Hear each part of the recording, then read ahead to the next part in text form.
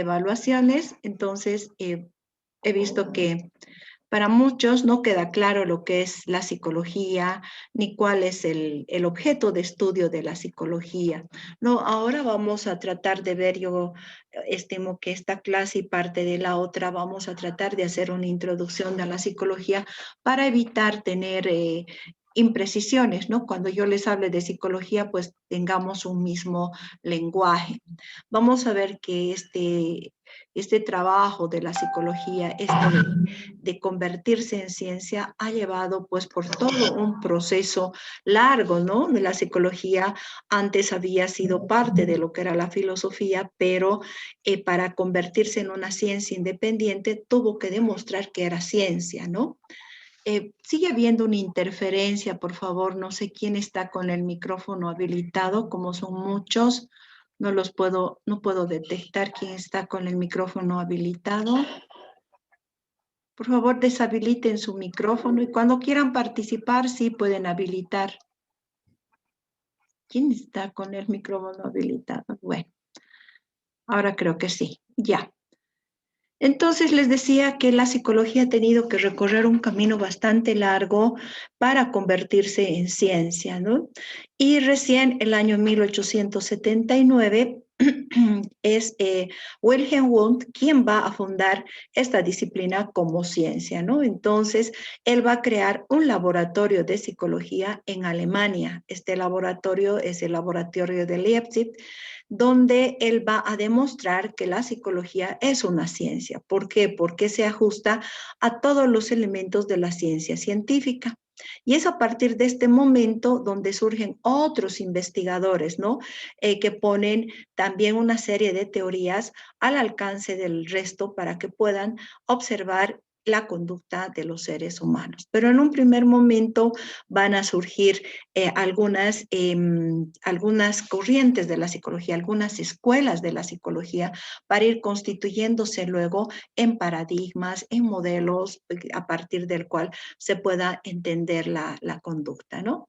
Entonces, redondeando, vamos a ver que Wilhelm Wundt crea un primer laboratorio donde realmente se va a demostrar que la conducta que se puede hacer un trabajo medido, científico, un trabajo demostrable, que puede ser replicable. Entonces, se considera a partir de ese momento en ciencia y van a surgir a la par otras corrientes psicológicas que van a tratar de también profundizar el estudio de la psicología. Pero ya vamos a ir viendo de qué se trata todo esto. A ver, ¿qué es lo que han puesto ustedes cuando se les preguntaba cuál era el objeto de estudio de la psicología? ¿Qué estudia la psicología? ¿Cuál es su objeto de estudio?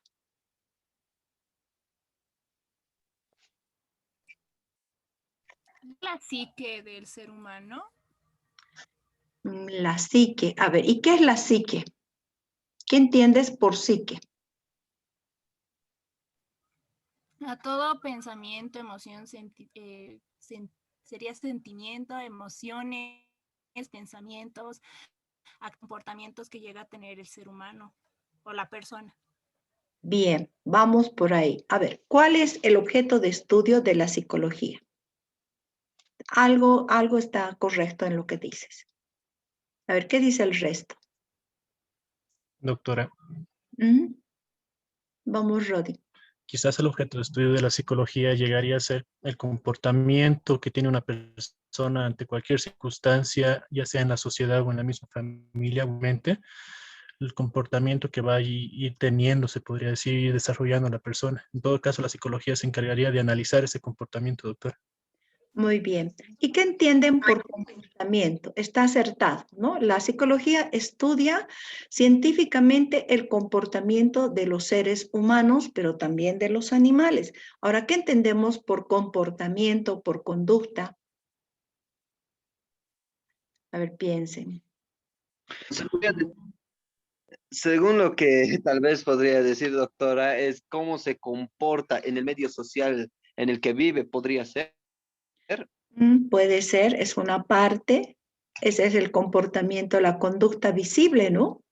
A ver, ¿qué otro tipo de conductas o de comportamientos podría estudiar la conducta o la psicología? Estamos viendo su comportamiento en el ámbito social, cómo se desenvuelve, cómo se relaciona. Sí, es parte del estudio de la psicología.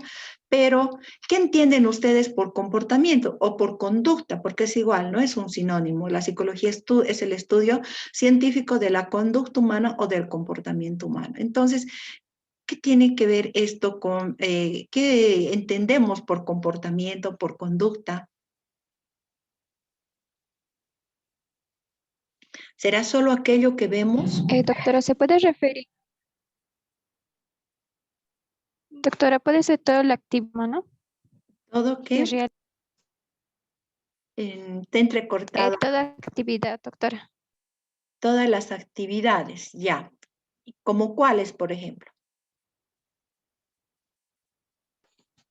Podría ser bailar, correr, gritar, car.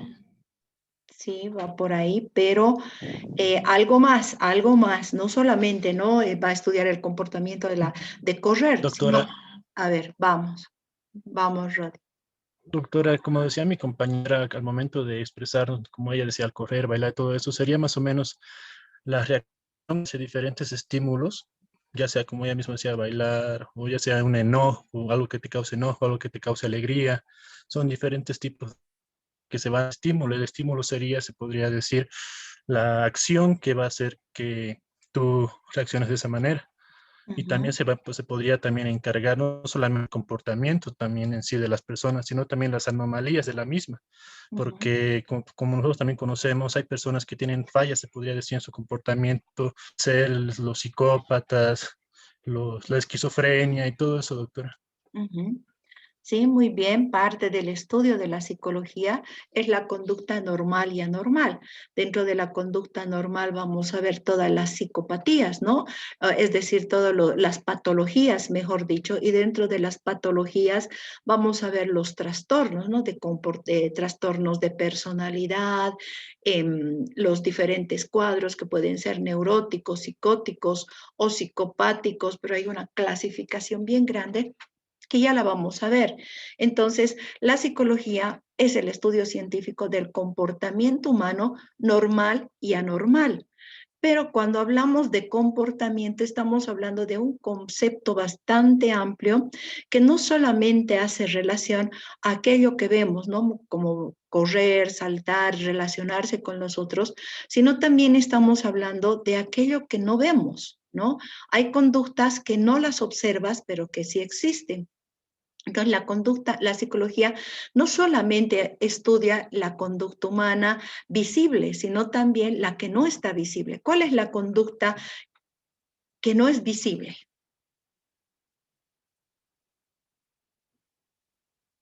Y que todos tenemos. Las emociones. Doctora, ¿podría? Después, las emociones, El sentimiento. los sentimientos. Después,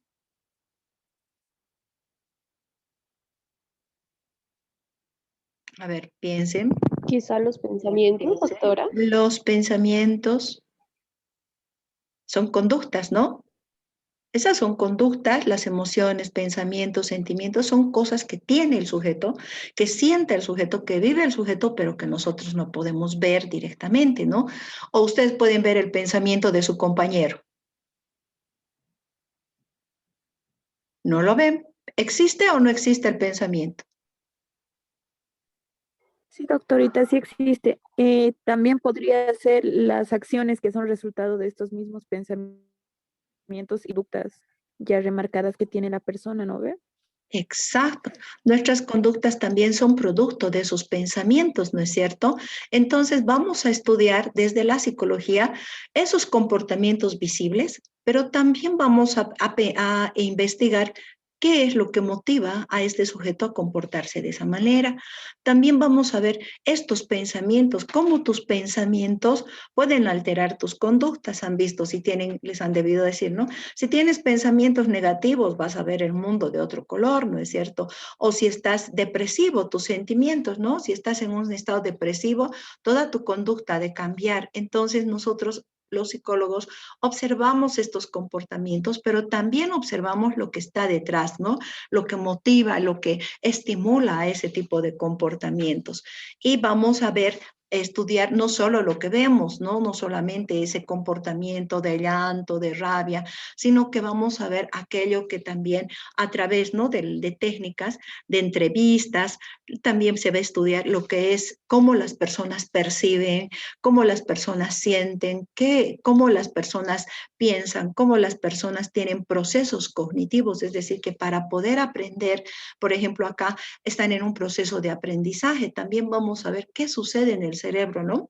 Cómo se da el aprendizaje, cómo actúan las neuronas, cómo hacen una sinapsis para aprender. Entonces, todo esto va a ser objeto de estudio de la psicología.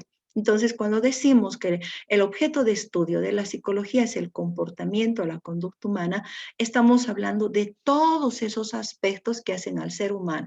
Entonces, aquello que vemos y no vemos, ¿no? Conductas que podemos observar, como es rabia, ira, llanto, enojo, qué sé yo, que puedes observar a simple vista, pero también podemos observar a través de entrevistas, a través de test, a través de una serie de instrumentos, aquello que está detrás, aquello que no vemos, aquello que está en el inconsciente, ¿no?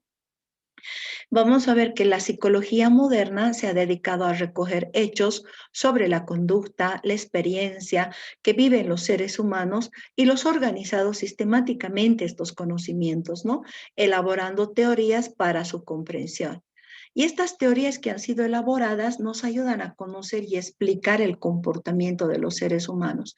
Explicar por qué una persona, por ejemplo, reacciona de una determinada manera. ¿Por qué una persona ante un estímulo, determinado estímulo, reacciona, por ejemplo, con rabia, otra con llanto o otra se paraliza, ¿no? Entonces, la psicología nos permite entender esto y todas estas teorías que se han ido creando a lo largo de la historia nos permiten observar, comprender este comportamiento, esta conducta, pero también nos ayudan a predecir, a ver qué es lo que puede hacer este sujeto en un futuro, ¿no? Entonces podemos ver, pero si esta persona no trata sus conflictos, no es tratada con un especialista, pues puede determinar, luego puede terminar realizando este tipo de conductas violentas o conductas, qué sé yo, arriesgadas para sí mismo, ¿no? Entonces podemos también, a partir de estos estudios, predecir la conducta humana y además intervenir en ella. Vamos a ver personas que están con estados depresivos, con ansiedad, que padecen, qué sé yo, algún trastorno de personalidad, pueden ser entendidas desde la psicología, pero también tratadas, ¿no? Entonces, para esto existen una serie de técnicas psicoterapéuticas para intervenir en todos estos procesos que pueden ser considerados, entre comillas, anormales o patológicos, ¿no?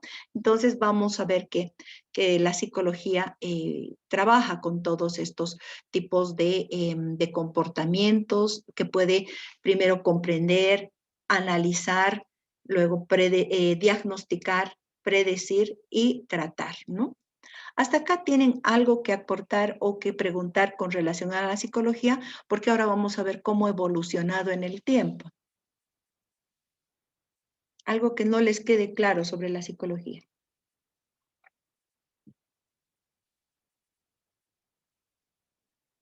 Bien, entonces si no queda nada en duda por el momento, vamos a hacer un recorrido por la historia. Vamos a ver cómo es creada esta psicología. Lo vamos a hacer muy rápido, muy por encima, porque estos son temas de mucha complejidad, cómo se ha llegado a elaborar las grandes teorías que tenemos ahora de la psicología, ¿no? Cómo ha tenido que pasar por varios estudios, varias escuelas se han formado de la psicología.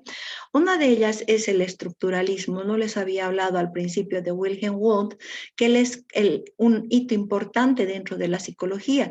Él crea, como les dije, un primer laboratorio donde se hace investigación científica, ¿no? Y su objeto de estudio, vamos a ver cómo es tan complejo esto del comportamiento, cómo llegamos a determinar que su objeto de estudio de la psicología es el comportamiento, pero vamos a ver que como comportamiento entendemos muchas cosas.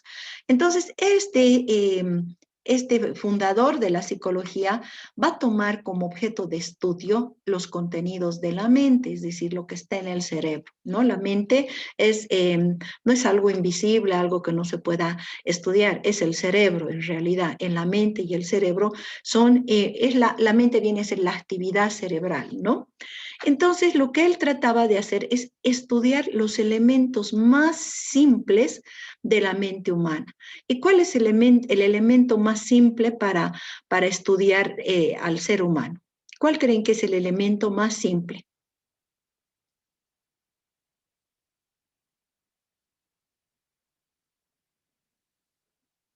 Las sensaciones. ¿El comportamiento puede ser?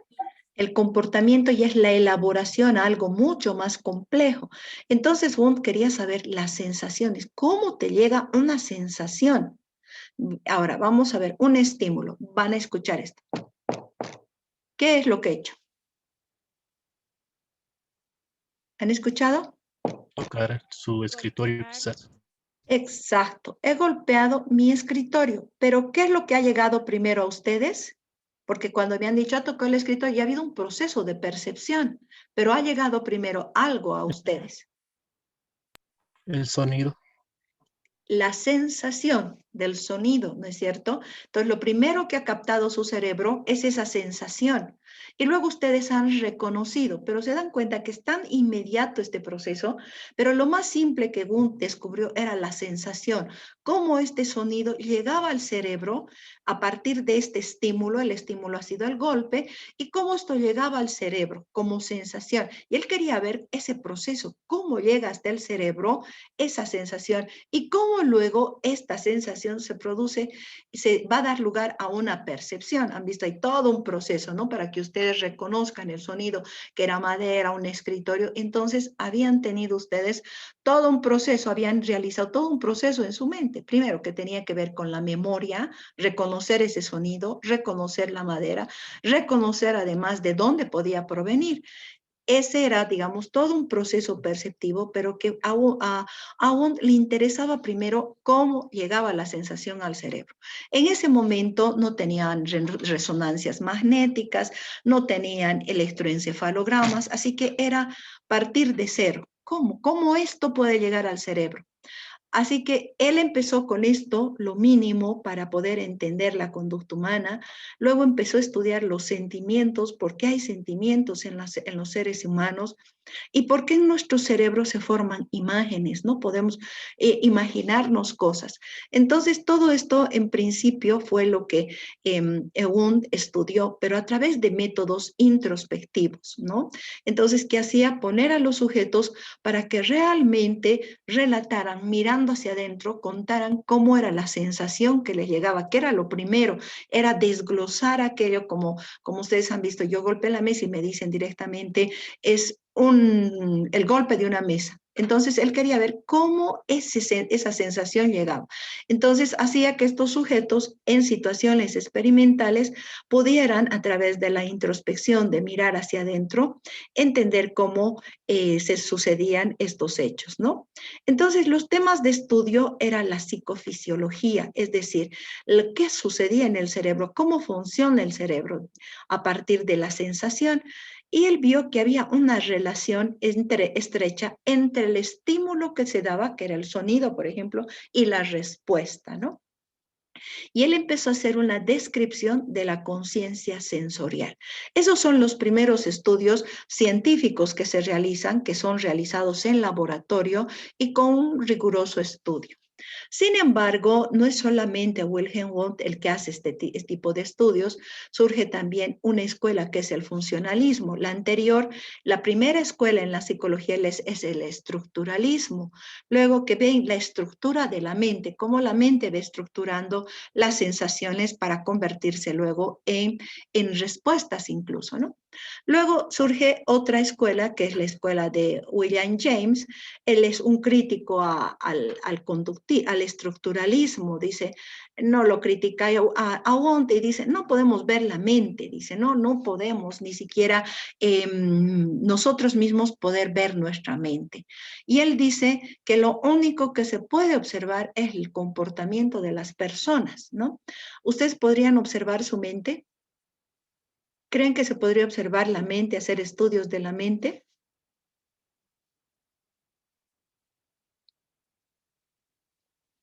¿Qué dice? ¿Será que el psicólogo puede estudiar la mente? Puede estudiar en la parte por lo menos de psiquiatría, no estudian los comportamientos. Ah, mira, a ver, no es que estudia la mente, estudia el comportamiento. Y el comportamiento nos lleva a entender la mente, pero no podemos estudiar la mente porque no la podemos agarrar y mirar. ¿Se dan cuenta? Por eso se va rechazando un poco los estudios de Wundt, porque él quería hacer ese estudio de la mente a través de las sensaciones. Y claro que después va a evolucionar esto, ¿no? En lo que son las neurociencias, que ya vamos a ver después.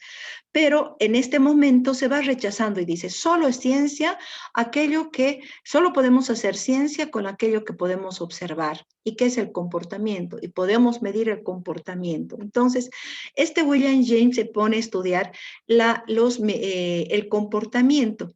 Entonces, estudia los mecanismos a partir de la mente, o mejor dicho, a partir del comportamiento, va a estudiar los mecanismos de la mente, es decir, cómo la mente puede hacer que este sujeto se adapte al medio.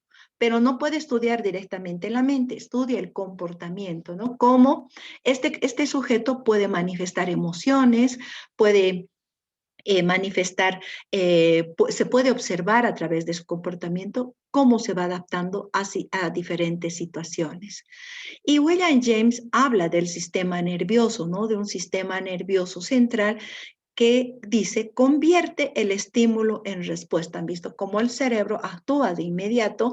Es nuestro sistema nervioso central que nos ayuda a analizar, a hacer todo ese proceso para percibir, ¿no? Primero era la sensación, acudimos a la memoria para poder ver, de qué se trata este sonido y luego darle un nombre. Entonces él dice, es el sistema nervioso, que es la máquina que nos traduce estos estímulos y nos obliga a dar una respuesta.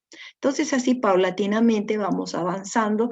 Les estoy diciendo que esto es a grosso modo. Luego surge otra escuela, que es la escuela de la Gestalt, y esta escuela de la Gestalt también va a rechazar a Wundt y dice que no, que el ser humano debe ser entendido en la totalidad, que no se lo puede entender a partir de una sensación. Y esta escuela de la Gestalt quería entender al ser humano en la totalidad y dijo, nos vamos a proponer a estudiar al ser humano a la mente humana en la totalidad, no simplemente a partir de una sensación o de su adaptación al medio. Entonces, esta escuela se propuso eso. Sin embargo, no pudieron avanzar más allá de la percepción. Ellos estudiaron solo la percepción, porque la percepción era tan compleja que no daba para más, ¿no?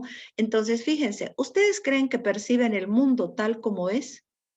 ¿Que perciben la realidad tal cual es?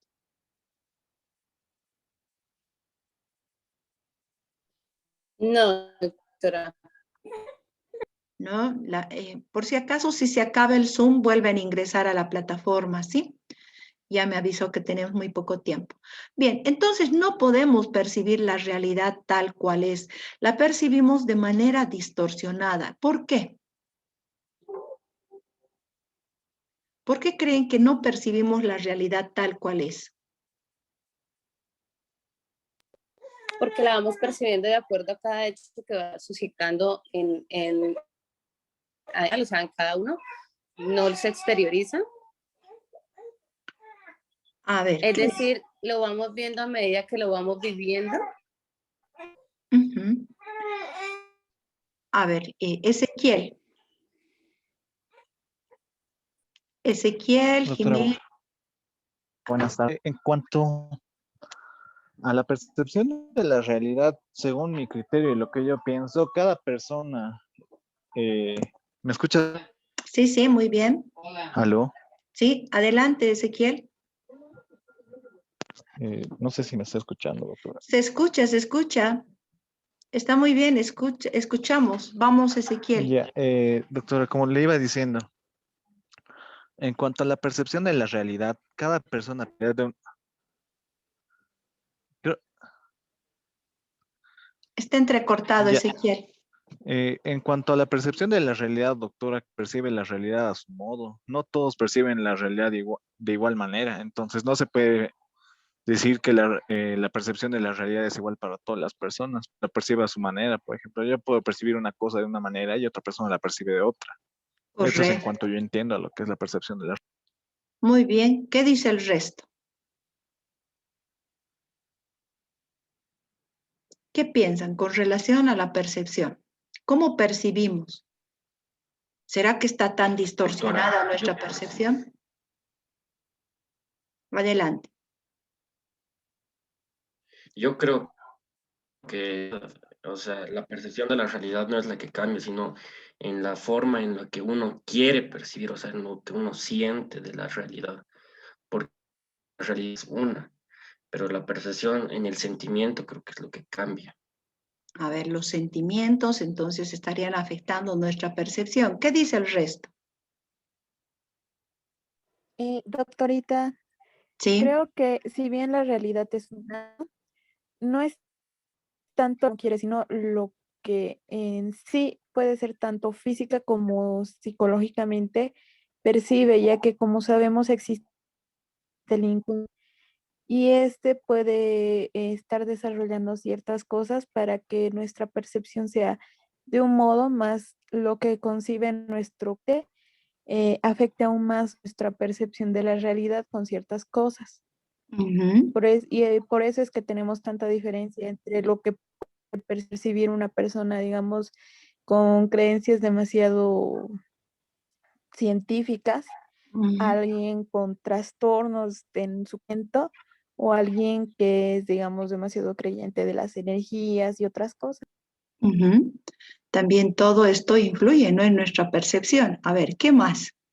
¿Qué más se puede decir de la percepción? Es bien complejo, ¿no? Este tema.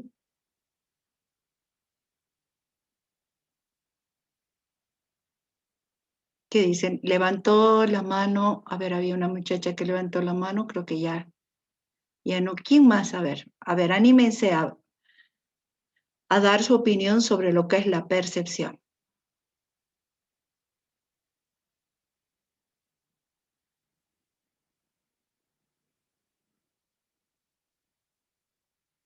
¿No se animan? ¿Qué puede ser esto de la percepción? Doctora, ¿Sí?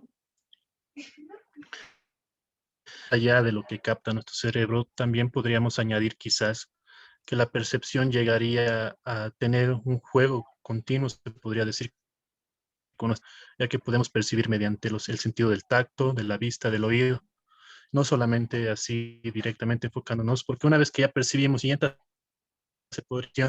por nuestros sentidos, el cerebro ya lo va analizando, se podría decir, doctora. Y ahí creo yo, según mi punto de vista, que recién ya se va a dar la forma de la realidad, como dice el compañero Ezequiel, cada persona tiene su propia perspectiva de la vida y del mismo mundo, doctora.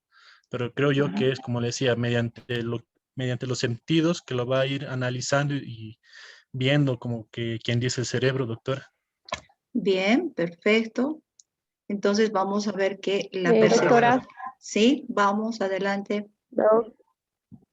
doctora, perdón. Seguí, Eliana. Después sigue Eliana. Ya, doctora, según mi perspectiva, las personas, eso sí, concuerdo con mis compañeros de que es la misma para todas las personas, porque cada persona lo ve la realidad o lo asimila mediante los trastornos que tiene. ¿Y hasta qué se refiere? Método de ánimo en el que se puede encontrar la persona, los pensamientos, los comportamientos. Yo creo que todo eso llega a influir a cómo ve la persona la realidad, y ni siquiera la ve en general, o sea, es una realidad que la va viendo día a día, según lo que creo. Muy bien. ¿Alguien más? ¿Había una persona más que quería hablar sobre la percepción? Esto es importante, ¿no? Que tengamos bien claro. Doctora, buenas tardes. Buenas tardes. Doctora, buenas tardes. Sabe que un poco discrepo con esto de que la percepción tenga que ser a través de los sentidos. No nos olvidemos, en este momento no tengo muy bien claro ese aspecto, pero hay grandes músicos que han sido, no percibían el sonido y aún así han sido pues grandes compositores. Ellos tenían otro tipo de, ¿no? Creo que el distorsionar la realidad ya tiene que ver algo con la salud mental del sujeto, doctora. Gracias. También, pero voy a compartirles ahora una diapositiva para que veamos cómo funciona esto de la percepción. Pueden ver, acá es una diapositiva que dice percepción. ¿Se puede ver? He cambiado de diapositiva. Sí, doctora. Bien, perfecto. Vamos a ver que para la percepción es todo un proceso, ¿no? Un proceso que nos permite seleccionar, organizar, interpretar la realidad a través de nuestros receptores. ¿Cuáles son nuestros receptores sensoriales? Porque a través de nuestros receptores sensoriales captamos el estímulo y este estímulo luego a través de la elaboración se convierte en una percepción. ¿Cuáles son nuestros receptores sensoriales? Como le decía, los sentidos, doctor, el tacto, la vista, el oído, el habla. Correcto. Entonces vamos a ver que el gusto en realidad no es el habla, es el sentido del gusto. Bien, entonces todo esto nos permite captar sensaciones. Acá les estoy mostrando una imagen. ¿Qué están percibiendo ustedes?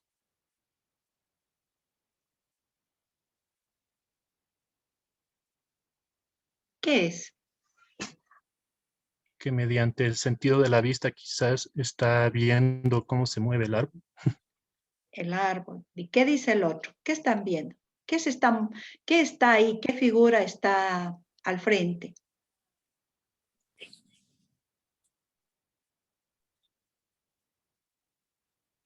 Van a ver que aquí Que está. hay como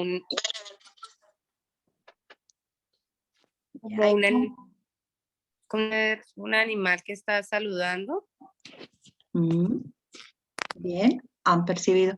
Si se fijan, ustedes han percibido este objeto acá con movimiento, han percibido colores, tamaños, formas, han percibido además, una persona dice es un árbol, la otra persona es un animal que está saludando. Se dan cuenta cómo primero ambas personas han percibido de manera diferente, luego han percibido formas y le han dado además un significado, ¿no?